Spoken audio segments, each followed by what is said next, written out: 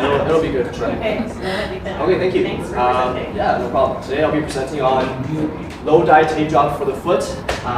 So this tape job is quite useful, and I think it could be quite applicable in our clinical space because we do have the supplies available. We have the zinc oxide tape, which is the white tape that we'll be using.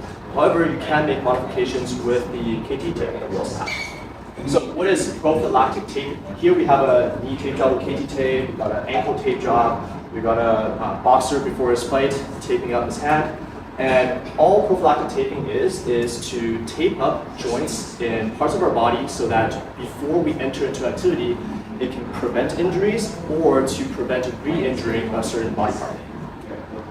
So I think the best way to introduce this tape job is with a case study. And the athlete profile name is Tiffany. She's 27 years old. Her sport is long distance running. She does the half marathon distance. Her training load is currently 50 to 60 kilometers per week, and her competition level is regional competitive. She's competing in the BMO half later on this year. So Tiffany reports to us that she has a gradual onset of medial plantar heel pain in her right foot. It's worse during her first steps in the morning. The pain increases after her tempo runs and long distance sessions. As well, her symptoms have been present for a decently long time, 6 weeks. On the NPRS scale, so for her pain, she feels 7 out of 10 in the morning in her first steps, 5 out of 10 during her running workouts, as well as 2 to 3 out of 10 just at rest. For our subjective findings, we asked about acute trauma. Increased training intensity was 8 weeks prior, and she recently changed her running shoes, but there's no systemic red flags.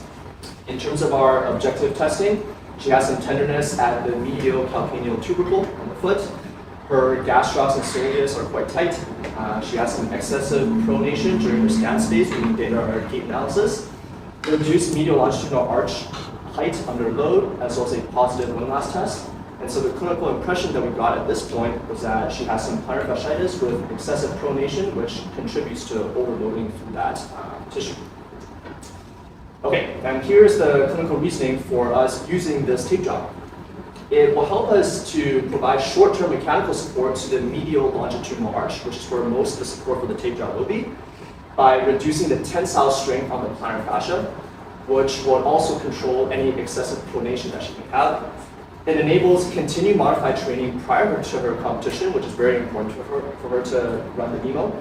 As well, it allows us to assess the response to that external arch support, which could make her a good candidate for orthotics.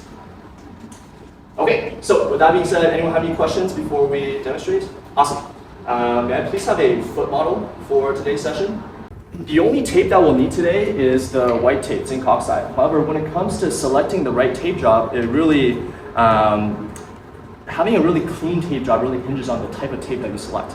So even within zinc oxide tape, there's many different brands. The one that we have in the clinic is called the Renfrew Athletics. This is very supportive. However, it's quite hard for the therapist to rip with their hands. Some of my favorites, which I brought to today, are the Mueller MT tape, which is quite easy to rip, as well as the Johnson & Johnson, which is one of the most common ones for zinc oxide tape. So for the sake of this demo, I'll be using one of these rolls. What I also have with me are some half rolls for the teardrops of the tape job. And these half rolls are quite useful because it allows us to keep one as a full, one as a half, and if you're constantly doing this tape job, it might just be a little bit faster. Okay? So in terms of the initial position, and feel free to go around me if you can't see, I would like the patient to go into just about neutral dorsiflexion and a neutral subtalar position right here. Some landmarks I'm looking for in terms of laying down what's called anchors are just the base of his metatarsal heads over here. When I say anchors, it just means no tension on the tape, but it provides us with a solid surface to lay our tensile strips. And this way, the tape isn't likely to fold up on you. So I'm looking for the base of his metatarsal heads. I just want to overlap it by maybe about half. What I don't want to do is go across this way and overlap on his little toe. That's not going to be very comfortable and it's going to come off right away. So I just want to go like this. And again, I just want to lay it on. This anchor strip, you don't want too much tension. So let's keep the foot like this if possible, please. And my second anchor strip is going to come around the lateral aspect of the foot, wrapping around to the medial side. This one, it provides a little bit of calcaneal stability. However, we treat this one as an anchor. Okay, so I want to overlay by half on this lateral side. Again, I'm not going super hard. This is just another anchor strip. Rip over here, overlaying by half on the other side as well. The only part of the tape job that should really have some wrinkles is at the heel, which is okay. When you put on the shoe, it's not actually going to be super annoying. So again, so far we haven't laid on any strips that are really tight yet that will support his medial longitudinal arch. But this is where the half strips come in. For these half strips, I'm creating what's called figure 6 or teardrop shape strips. Where I want to start are the sesamoid bones on the base of his first metatarsal, kind of where it acts as a pulley for his medial longitudinal arch. I want to start on the medial side with the first strip laying onto our anchor, and I want to lay over the medial side, wrapping around the heel. A very important point when I come around the heel is that I don't overlay too high on his Achilles tendon. It's not very comfortable for the athlete. So when I come around, I just want to make sure it's at the back end of his calcaneus. And here is I want to apply a little bit of tension. So as I wrap around, Jojo, can you feel how I'm pulling the lateral side of your foot closer back towards where the sesamoid bones are? That's going to be the first strip. Now just repeat these 3 times. Now I've done a good job at being at the base of his first metatarsal. I want to fan over now towards the lateral portion of his foot, overlaying by half of the first strip. Coming around, remember to be mindful of the Achilles tendon. And now I can fan over a little bit more towards the second metatarsal head. These strips, try not to create too many wrinkles, and you want it to land on the anchor every single time. You can do 3 or 4. I usually like to do 3, especially if it's not super, super acute. Coming around again, landing on top of my anchor. Really good job staying in this position. Okay, now I'm going to come back with my full strips, just covering my anchor again on top. Again, these ones don't have to be crazy tense. When I come around to cover up my figure 6s or teardrops, I want to pull from lateral to medial. However, the key to creating a really clean tape job is that with each of these strips, I pull with equal tension. And every time I come down, I want to overlay by half each time. When I land, I want to land on top of my anchor. Once I come down to around this area, if I wanted to ever pucker up his fat pad, this would be when I apply a stronger strip. So I can do that for Jojo right now. I would measure how long I want the strip, and I just come down with equal force on both sides. What this does is kind of just puckers up this fat pad, so it kind of creates like a extra cushioning around this area, which is going to make his step a little bit more soft. Before I close up the anchors, I'm going to use the heat of my hand just to mold it to the shape of his foot. This heat also activates the adhesiveness of the tape. Now I'm going to bring the camera around to finish it off, to around this angle.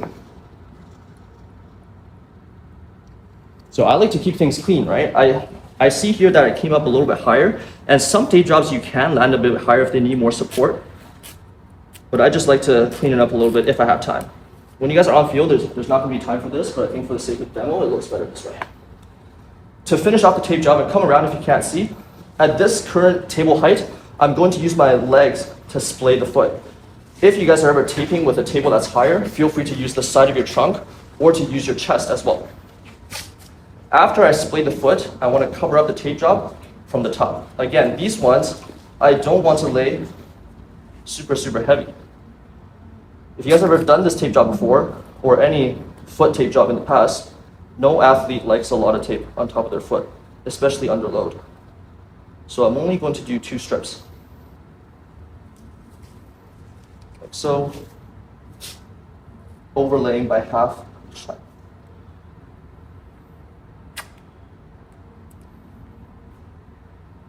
And then I'm going to come over from lateral to medial again.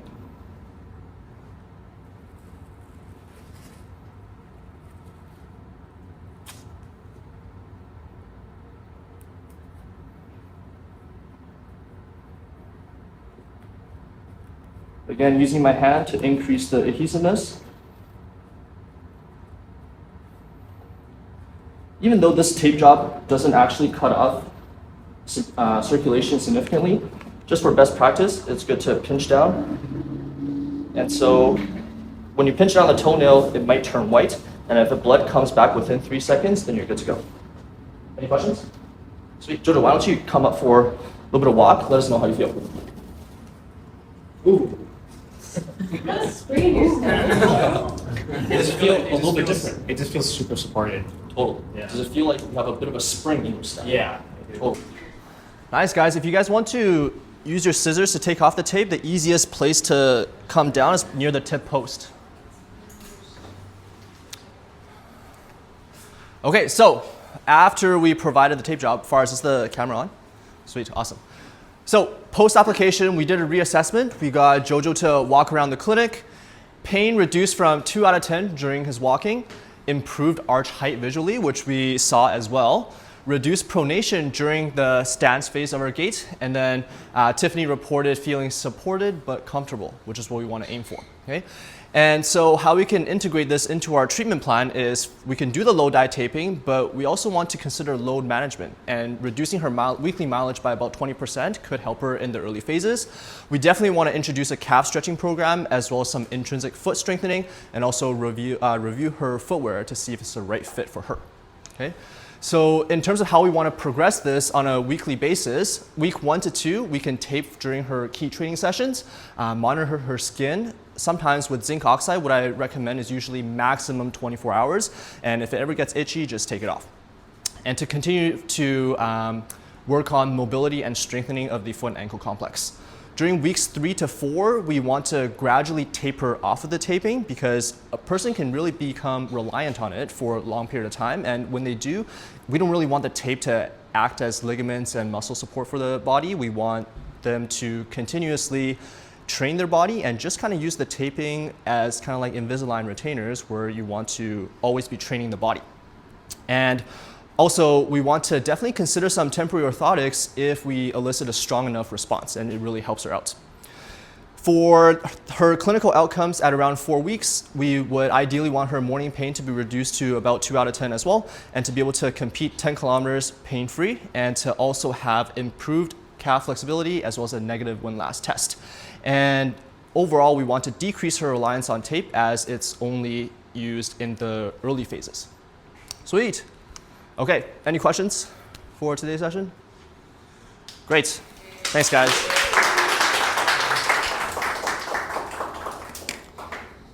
Okay. Yeah, thanks for your attention.